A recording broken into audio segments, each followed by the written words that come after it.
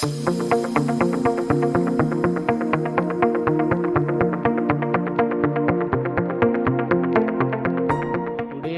lecture, I think in ingredients, I am going to cover cement and water, which is a very important ingredient for the concrete making. Okay. So in ingredient is major ingredients are cement and cementitious material now, because right now whatever concrete we are preparing within the country or across the country, major concrete, we are using cement plus other supplementary cementitious material. Very rarely we use only OPC, ordinary Portland cement, in concrete. It may be a specific requirements are there, then only we are using that. Otherwise, we are using OPC plus other supplementary cementitious material. And why we are using, we'll come to that once we go into the supplementary cementitious material. Then next is your aggregates. Now in aggregate, we have two categories. One is fine aggregate and then coarse aggregate. So that we'll cover in our subsequent lectures. Then we have water.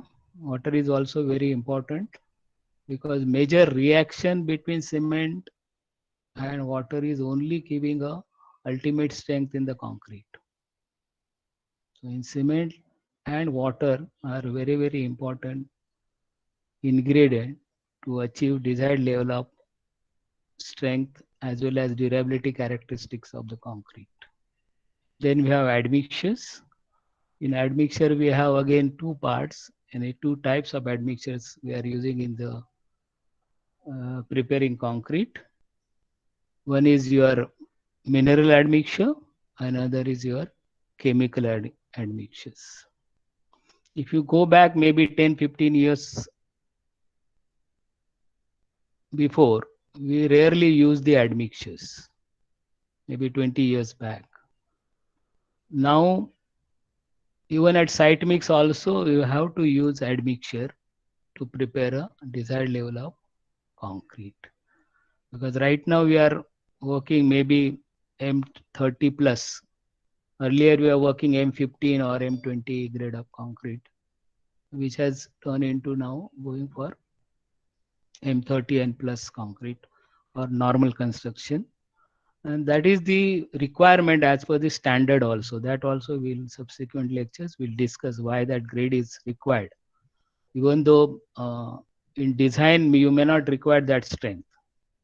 Design maybe M15 or M20 is sufficient. But for performance of the life of the structure, is required to have minimum grade. So that grade also specified in Indian standards. So that we'll discuss in subsequent lectures.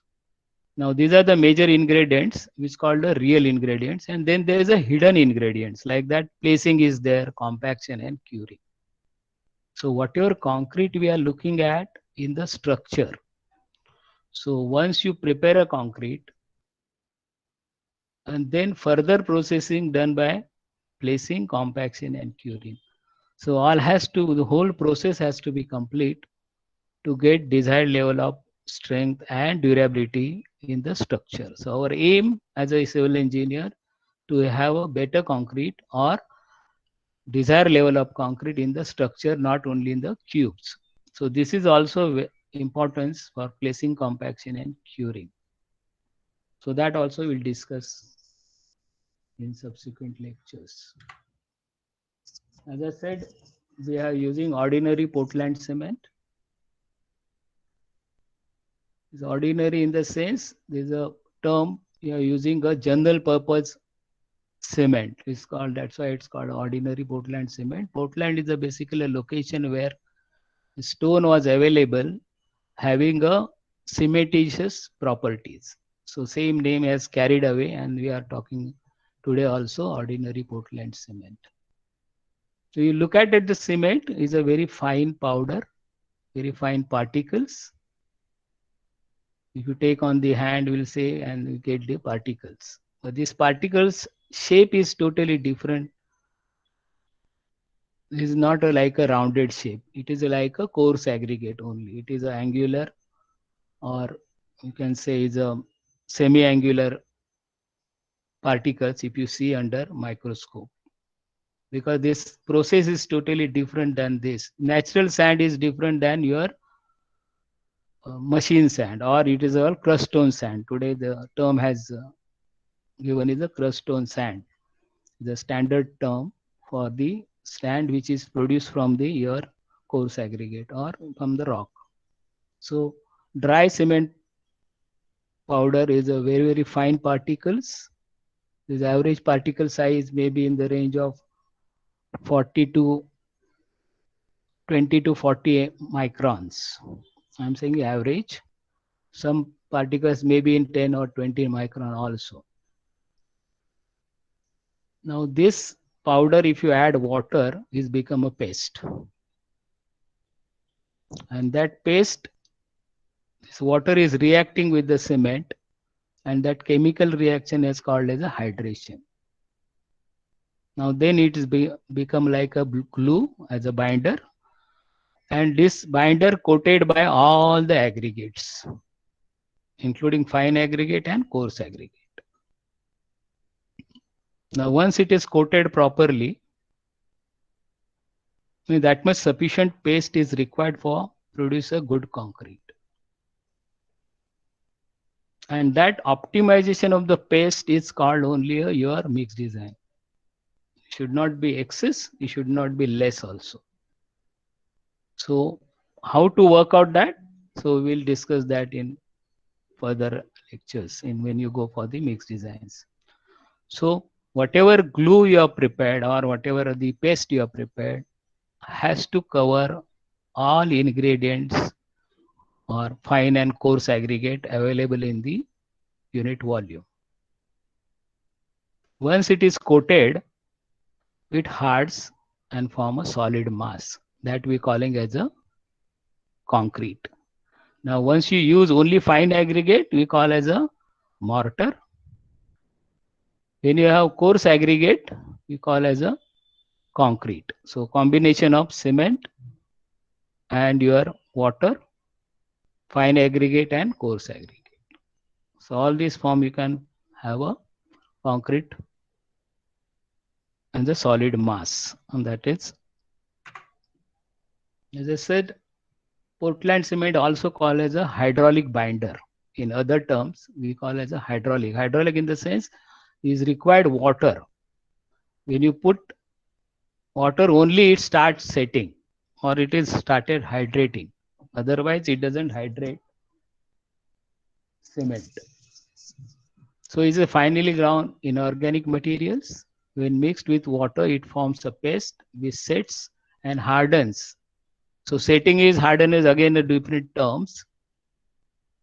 We'll discuss that also. And by means of hydraulic reaction, the reaction is exothermic. In the sense, when you start reacting with water, it generates heat. Those who have seen the concrete, once you pour in the column or beam, and then next day you deshatter it and put a hand there, you will find it is warm compared to ambient temperature. So this reaction also generates the heat, and that heat also needs to be controlled when you are taking a very what you call as a mass concreting, like very large foundations. Now we are working for high-rise buildings where the foundations are very big. The size may be 5 meter by 10 meter, by depth is maybe 2 meter or 3 meters. Just imagine how much volume will be there. And in that volume, suppose the heat is very high, it is the effect, detrimental effect to the concrete. So in mixed design, we have to take care also this to maintain certain level of heat. It is acceptable level, and that process known as hydration. So we have to remember always, when you add water, it generates a heat. It's called heat of hydration basically, and that needs to be controlled for the particular size of elements, not on all concrete, but particular size of elements. In this lecture, whenever I am saying this presentation is only to align my lecture in the same flow. So whatever points I am telling, you can note down those points. Those are very important. You may get in the books or may not get in the books. This is what our experience we are discussing. Okay. So reaction is exothermic and the process known as hydration. So when you go for the manufacture of cement, you have cement plants. You must have heard about cement plants. And the cement plant is a very big unit itself. So wherever the limestone available, because major part in your cement is your limestone, CaO, calcium oxide. And with other material, chalk is there, marl is there, or lime sludge is there. This is a calcareous material having CaO, calcium oxide. Then we have SiO2, siliceous material, clay, sand, or shell. Then you have aluminates also in the process. It's called bauxite, clay, and some amount of catalysis act as a ferrous, is iron ore or red mud or mill scale. These are the broad raw material about cement manufacturing we use. Now this factory is located generally near to the limestone deposits where the mines are there, where good quality of limestone is available. That only we can install the factory. This is a cement manufacturing plant. Now today the all plants are fully computerized plants are available. You must have heard about various ads from the various manufacturers. So this is the just flow chart of, I am giving just brief about this. As a civil engineer, you must understand this. That's all. You should not go into details. Also, subsequent slide, a lot of chemistry is involved in this. So I'm not going very deep into the chemistry, but at least we should know certain terms as an engineer. When you go on the field, you must understand, or you must interacting with the cement manufacturer as per your requirements or any other requirement related to cement. So you must be aware of the fact how they are manufacturing the cement. So in this you can see here there is a mining is there. So you take the limestone, then there's a crushers at a particular size. You have to crush this material, then you have to store this material, and then again you have to grind this material in raw mill. In this raw mill, whatever ingredients what we have discussed in the earlier slide, that has to be mixed there as a particular size. And we have bag house here. Bag house basically nothing a filter, because all this process lot of dust is generated. Now we have bag filters which is not allowing this dust go into the air, because there is again a norms are environmental norms are there. So bags are, this bag house is already having proper arrangement that this fine dust particle should not go into the air and it will affect the health of the people working there or as well as nearby city. Now once this raw mill goes into the preheater, this preheater, we have to heat that particular raw materials, whatever proportions based on the quality of the limestone and other requirement, and what we have to produce. I have to produce 33 grade cement or 43 grade cement, or I have to use 53 grade cement. Accordingly, you design your proportions and do the preheating in these preheaters, and then there is a kiln. This is also heart of your batching cement manufacturing plant is a kiln. Kiln is nothing but a tube like thing where one side there is a firing, and there is a firing arrangement is available, and one side you can put your raw material and it rotates, and other side it you can collect the material. You can design the slope, the soaking time, because the maximum temperature required to form a reaction is around 1450 degrees centigrade, 1450. That is the general temperature required to heat this raw material to become a clinker. It's called a clinker. And then there include the silos for storing the clinker. Now this clinker, again you can have a ball mill where we have to grind this, because these are maybe 10, 15 mm, 20 mm size clinker is available. So needs to grind along with your gypsum. Gypsum is basically set regulator, because if you crush the clinker and make a fine cement, it will set within no time.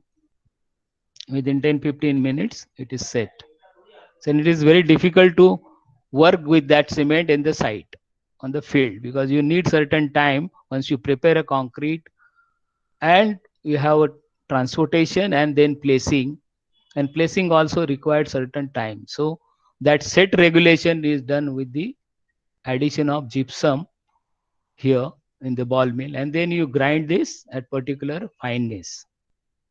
Fineness also specified how much fineness should be there for the particular grade of cement or particular type of cement. So that they grind it, and once they grind it, it has again stored into the cement silos. Now the cement silos capacity is ranging maybe 5,000, 10,000 tons. So much big silos are there. Those who are visited cement plant, they will understand the hugeness of this. And then it has go to the packing house. Now in this, again, you can make OPC or you can make PPC also. Now here, if I add along with clinker, if I add fly ash, I can make a PPC cement. If I add only slag, you can have PSC cement, Portland slag cement, or I can have 100% OPC, that is OPC 53 or 43 or 33 grade cement. Now mode of packing is again there's a three types of packing things are available. One is your bulkers, means there's a tanker like thing which is generally used in RMC. They carry these tankers along with the your built-in compressor is there, that we'll discuss in further. So though they calling a bulk cement in dry powder form, then somewhere you have to, because this cement is, the cement factories are located away from your cities. Like Mumbai, we don't have cement factory. We have cement factory in Chanda, in Chandrapur, or we have working some in Karnataka, Gulbarga, near Gulbarga is Wadi, that ACC cement plant. That area, other plants are there. Now carry cement by road is very, very costly affair. So they carrying cement with the train. So they have specialized bogies for designed to carry a dry cement in a powder form, and there they comes in the cities. Like here in Mumbai, if you see, we have bulk terminal near Kalamboli, then somewhere near Uran, this Ambuja has got, Ultratech has got, ACC has got near Kalamboli. So in bulk cement is coming at a time, is coming around 5,000 ton cement. And then they load it into the silo, and from there they make the bags. Also they send in the bulkers. But nearby factory, they can supply also cement with the bulkers, with the dry form. And some cement they prepare with the bags. So by the truck, it goes to the various locations. So this is the whole process of making cement. And this was controlled by, today, everything is controlled by the computer, and all the process they can see in the one centralized control room to quality of cement. Now the modern plant, they must be having in a day they are producing around 10 to 15,000 tons cement in a day. That also you have to remember. So huge volume they preparing cement.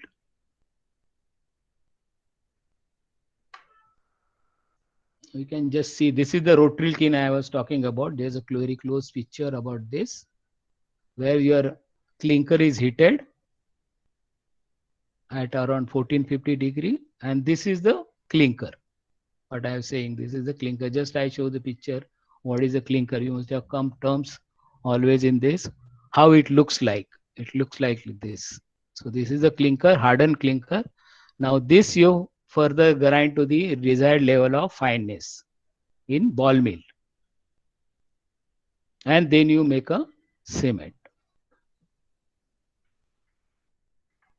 Everybody is understanding what I am saying? Yes, sir. Yeah. Yes, So sir. in chemical composition, briefly, just you can note down this, because we are not going in detail about this, because it's not very much what you call is useful for the site engineers, but they should at least understand what is the composition of cement. This is a chemical formula, and this is abbreviated. Generally, we call in C3S, C2S, C3A, and C4AF. So C3A is SiO2, 2 CaO SiO2, 3 CaO Al2O3, or 4 CaO Al2O3, and Fe2O3 in this aluminum varieties also. So tricalcium silicate, dicalcium silicate, tricalcium aluminates, and tetracalcium calcium aluminoferrite.